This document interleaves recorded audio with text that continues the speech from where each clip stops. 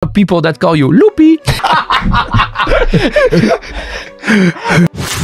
Ternyata begini reaksi dan pengakuan Verdonk saat dijuluki Lopi oleh supporter Indonesia. Dan ternyata bukan hanya supporter Indonesia yang heran dengan stamina Verdonk, para pemain timnas Indonesia juga mengaku takjub dengan kekuatan fisik Calvin Verdonk. Kita akan bahas lengkap fakta-fakta terbaru tentang Calvin Verdonk, si pria misterius. Sebelum kita ke pembahasannya dan berita timnas hari ini, tekan like di bawah sebagai bentuk supports kepada timnas Indonesia. Dan mari kita ke pembahasannya.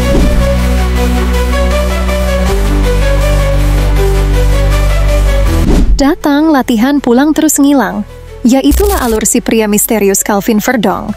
Akan tetapi hari ini kita mendapatkan fakta baru soal kemisteriusan Calvin Verdonk dan alasan kenapa dia jarang aktif di sosial media. Jawaban Calvin Verdonk pun membuat host tertawa. Karena jawaban Calvin Verdonk yang terlampau jujur yang membuat kita yang menontonnya jadi senyum-senyum sendiri. Pada podcast terbaru dari The Hayway, Calvin Verdonk menjadi bintang tamu pertama di podcast tersebut. Bersama Tom Hay dan Neil sebagai host dan co-host, mereka banyak bicara tentang Indonesia dan julukan-julukan para pemain. Buat teman-teman yang belum nonton, kalian wajib nonton deh. Dan buat teman-teman yang sudah nonton, sini Mimin jelasin lagi poin-poin penting dalam podcast tersebut. Poin pertama, alasan Calvin Verdonk jarang aktif di sosial media. Alasannya disampaikan oleh Calvin Verdonk dengan jujur. Calvin Verdonk mengaku bingung ingin memosting apa di sosial medianya dan sempat tak mengerti menggunakan fitur berlangganan. Kita flashback ke belakang. Pada tahun 2018-an kalau Mimin nggak salah, Calvin Verdonk sempat aktif di sosial media.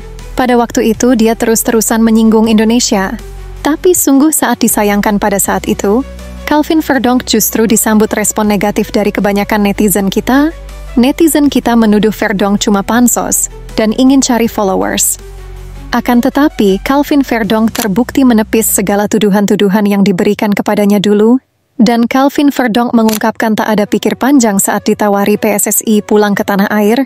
Dia menjawab dengan keyakinan tinggi dengan berkata, "Ya, saya siap." Pada podcast tersebut, Tom Hay dan Calvin Verdonk mengungkapkan bahwa mereka berdua langsung mengatakan siap saat PSSI menawarkan pulang ke tanah air.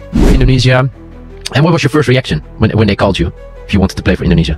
I said directly yes. Yeah? Yeah. No thinking. No thinking. Oh wow. I didn't have to think about it. Really? Why?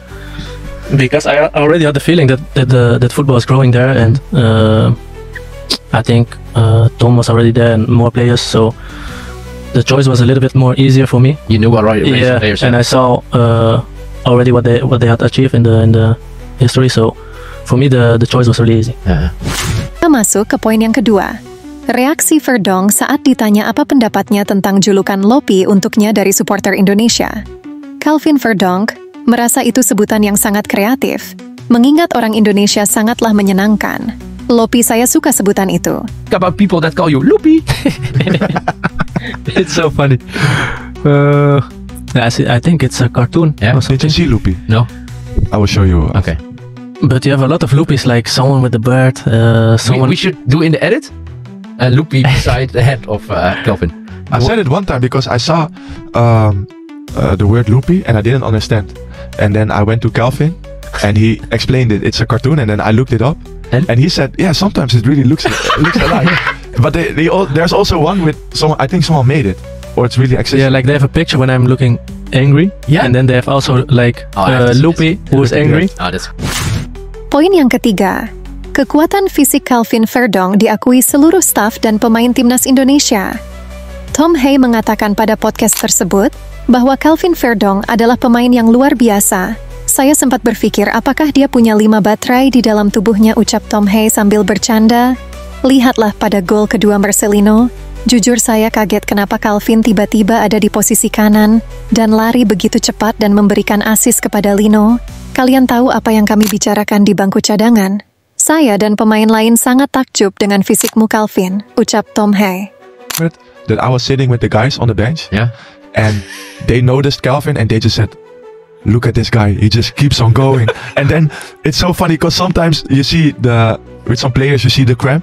Yeah. And then with Calvin, I saw in this moment he made an action and you see You saw the cramp, and he was like, Yeah, I made a tackle and then after I want to stand up, but Everywhere? it was not possible. Yeah, everywhere. But Calvin Verdong pun menjawab, "Dulu saya sempat bermasalah dengan kebugaran saya, hal itu bisa dilihat saat saya pertama kali gabung ke tim nasional.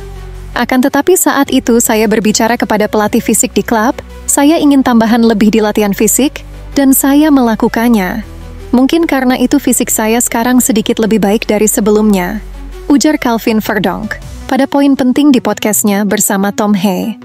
Yeah, I spoke with the physical coach in the club, and I said to him, yeah, we have to do some extra work. So this is great, man. when I'm in training, the perfect example. Yeah. they're really into the data now and these things, and I ask him if I'm not making the same meters as the other guys. Maafkan netizen kami yang dulu ya Bang Lopi karena sempat meragukanmu. Kesimpulannya adalah, jangan cepat menilai orang lain ya teman-teman, sebelum kita mengenalnya lebih dalam, anjay. Lanjut masuk ke berita Timnas Indonesia hari ini. Para punggawa Garuda Muda sudah tiba di Myanmar untuk persiapan laga tandang melawan Myanmar pada ajang Piala AFF 9 Desember nanti. Tahukah kalian, ternyata tak ada target khusus yang diberikan oleh Pak Erick Thohir untuk Piala AFF kali ini. Akan tetapi, Coach Shin Tae-yong dan Pak Sumarji memberi target setidaknya harus masuk semifinal. Tujuannya agar para pemain lebih bersemangat. Ya tentu saja target memang perlu diberi, setidaknya target semifinal itu adalah target yang sangat realistis untuk Garuda Muda di ajang AFF Senior kali ini. Menurut teman-teman, kira-kira Timnas Indonesia bisa enggak nih juara Piala AFF? Komen di bawah ya. Berita Timnas selanjutnya. Pak Arya Sinulinga selaku Exco PSSI dibuat geram oleh salah satu media yang jumlah pengikutnya 1 juta followers lebih. Media itu menyebut, tak ada penyambutan untuk Timnas Putri sepulangnya menjadi juara Piala AFF Wanita. Hal ini membuat Pak Arya Sinulinga geram dan memosting ke akun Instagramnya untuk menginformasikan bahwa berita itu tidak benar, bahkan Timnas Putri disambut langsung oleh Ketua Umum PSSI Pak Erick Thohir. Ya ada-ada aja sih secara media gede gitu kok bahan beritanya begitu kan jadinya kena semprot tuh. Ups. Dan untuk menutup Mimin sajikan video dari anggota DPR tentang filosofi naturalisasi. Apa sebenarnya naturalisasi? Kok kayaknya jalan pintas untuk membuat seseorang jadi warga negara lalu kita lulukan dan kemudian main, selesai? Saya kira tidak. Saya tidak sekedar itu. Saya ingin menggunakan filosofi Batak. Naturalisasi boleh disebut mendumunak pertemuan. Dalam bahasa Indonesia disebut memanggil pulang sang mata air. Saya ulang, memanggil pulang sang mata air. Mata air. Mata air seperti air yang sudah mengalir menjauh ke sana. Kalau di Solo lagu Bengawan Solo, akhirnya ke laut. Nggak mungkin balik air di laut ke atasnya. Tapi kita perlu dia, karena itulah naturalisasi, memanggil pulang kembali ke asalnya. Nah dengan begitu, ada yang mau pulang nggak tahu cara pulang. Ada yang mau pulang juga nggak tahu cara bagaimana pergi pulang. Negara Indonesia menyediakan undang-undang untuk cara pulang kepada warga negaranya yang pergi nun jauh di belahan dan pelosok dunia. Terima kasih sudah menonton.